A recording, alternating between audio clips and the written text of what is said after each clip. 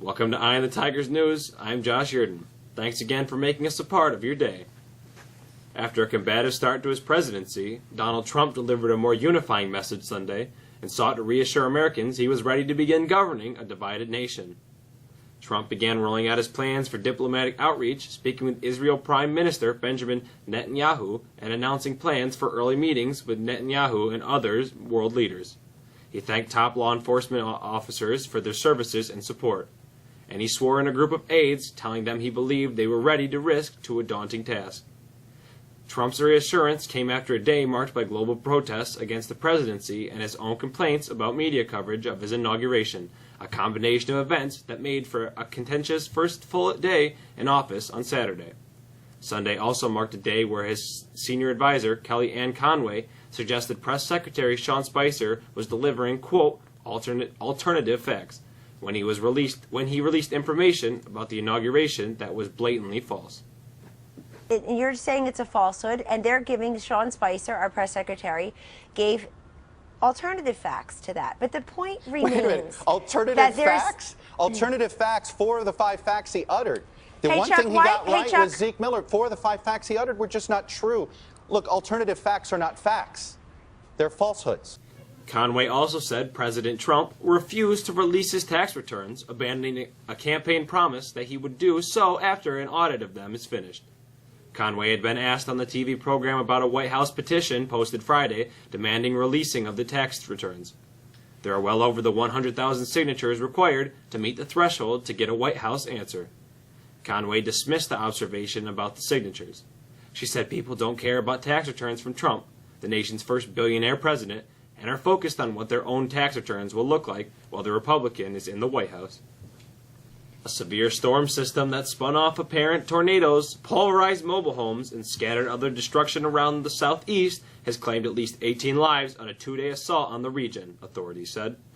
The enormous system put millions of people in the south on edge during a weekend of violent weather that destroyed homes, downed trees, and caused other damage in the hardest-hit communities from Mississippi to Georgia.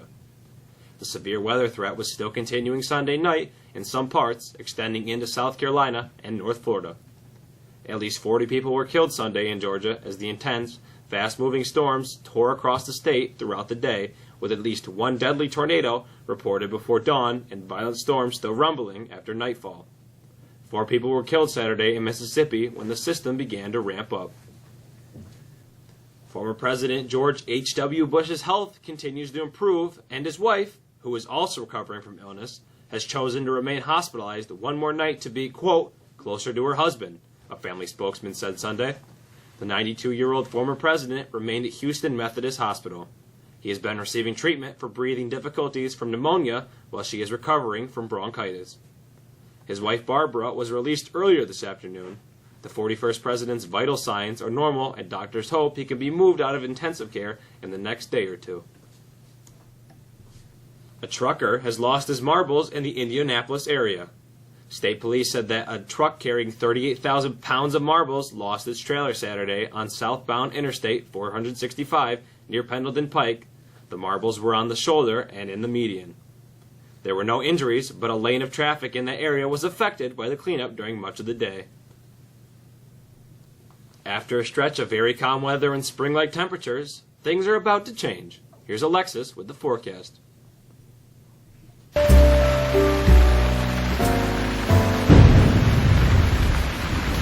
That's right, we are in for some changes beginning Monday afternoon. After our high temperatures this morning in the mid-40s, temps have slowly dropped as a winter storm weather system heads our way. This afternoon we start out with some steady rain showers before the precipitation changes over to a wintry mix tonight before all snow overnight as temperatures drop just barely below freezing. The snow will be heavy at times and wet and heavy and could reach accumulations as much as 6 inches overnight. We wake up to some more snow showers, which could cause some morning commuting issues. We could see an additional 2 to 4 inches Tuesday before we finish the day with some flurries. Looking at the week, we're in and out of rain and snow showers for Wednesday and Thursday, with high temperatures right at freezing, before we get colder later in the week. There are some early indications that we could see some lake-effect snow showers Friday or Saturday. That's the forecast. Have a great week. I'm Alexis. The Super Bowl is set. The February 5th game will feature the Atlanta Falcons and New England Patriots. Here's Mr. Charbonneau with sports.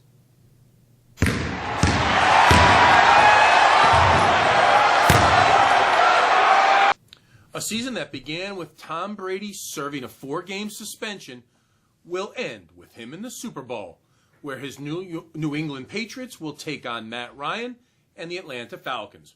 Now, while much of the attention between now and the NFL championship game on February 5th in Houston will be focused on Brady versus Ryan, the truly key matchup could be Atlanta's score-at-will offense, which produced the most points during the regular season, against the much unheralded defense of the New England Patriots, which has allowed the fewest. And these two teams are playing their best football at the most important time.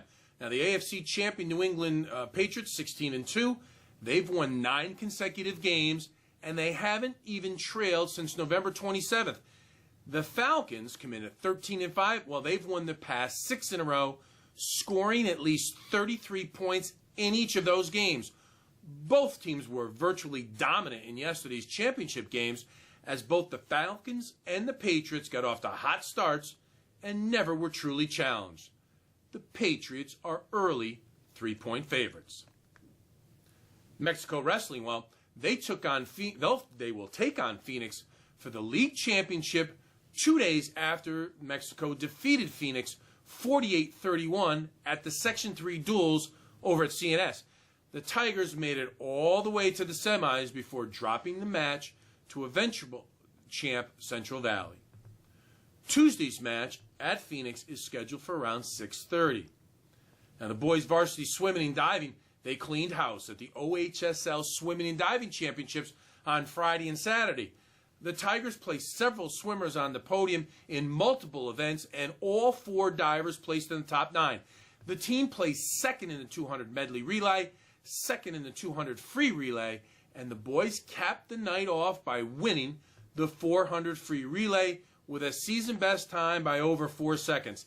The team also placed the most swimmers and divers on the first and second team all-league squads. Dylan DeLong, Dan Mullen, John Acker, and A.J. Yost, well, they all were named first team all OHSL. Austin Lawton and Dan Barry, they made second team. The Tigers finished the meet in first place, scoring 521 points. That was 74 points ahead of second place JDCBA.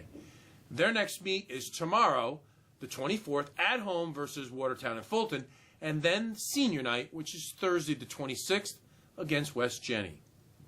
Now, the boys basketball team, they'll look to make it 2 in a row when it travels down the road to Phoenix tonight. The team got back to its winning ways last Friday by beating ESM. Here at home, the girls, they host Homer tonight with a 7 o'clock tip time. That's it in sports. I hope you have a great week. I'm Michael. Tuesday begins Regents Week. Any students who need to come in for a 12 o'clock Regents next week must come sign up in the main office. Seniors need to come to the main office to pick up second semester senior privilege scheduled forms. They must also have 20 hours of community service to receive your senior privilege pass for the second semester. Student athletes should note that physicals will be provided in February. Please see the nurse to find out if your physical is valid before spring sports start. And finally, there will be a New Visions presentation in the Hungerford Library on February 14th during 5th block for students interested in New Visions their senior year. That's all for us this week. We're off during Regents Week, and we'll be back next Monday, January 30th. For the staff on Eye of the Tigers News, I'm Josh. Have a great week.